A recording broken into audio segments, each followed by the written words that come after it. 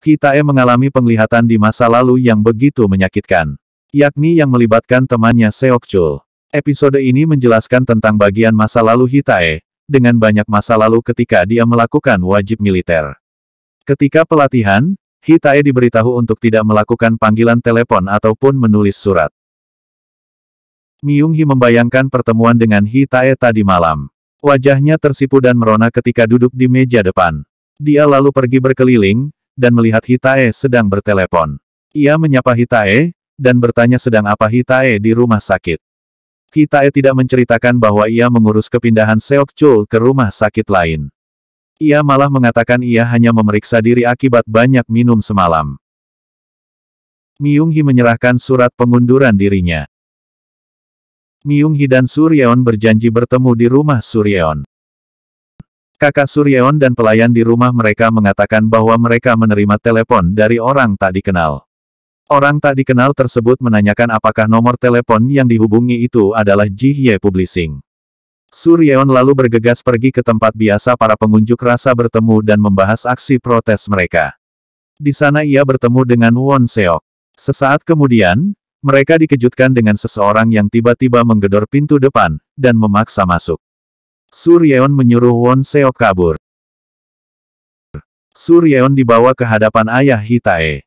Ternyata ayah Hitae telah memata-matai Suryeon dan tahu semua mengenai apa yang Suryeon lakukan. Kinam mengancamnya, dan meminta Suryeon untuk tutup mulut. Myung-hee tiba di rumah Suryeon. Di sana hanya ada Suchan dan bibinya, yang sedang memperlihatkan foto-foto anak gadis konglomerat untuk dipilih Suchan sebagai jodohnya.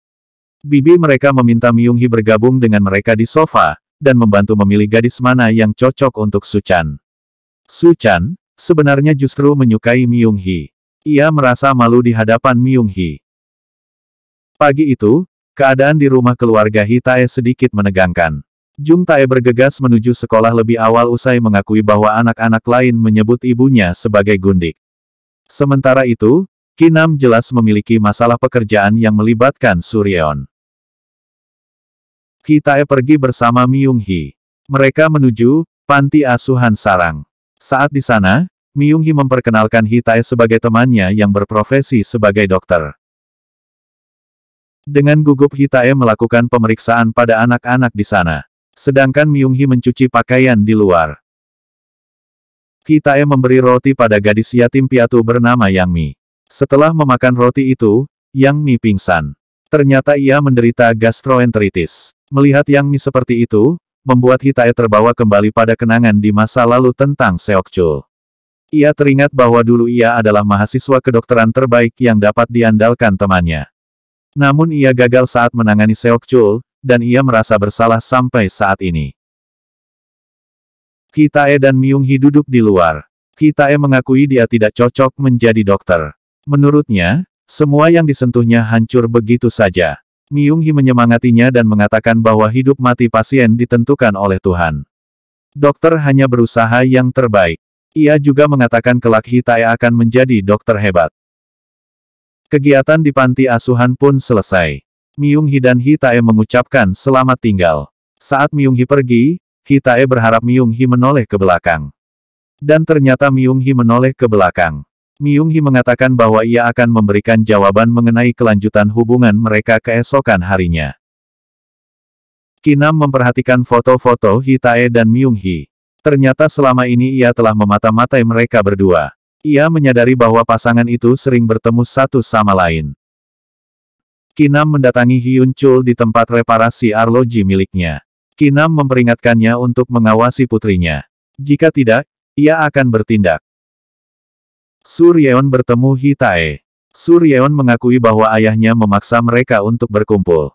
Dia juga menegaskan bahwa ayah Hitae mengancamnya.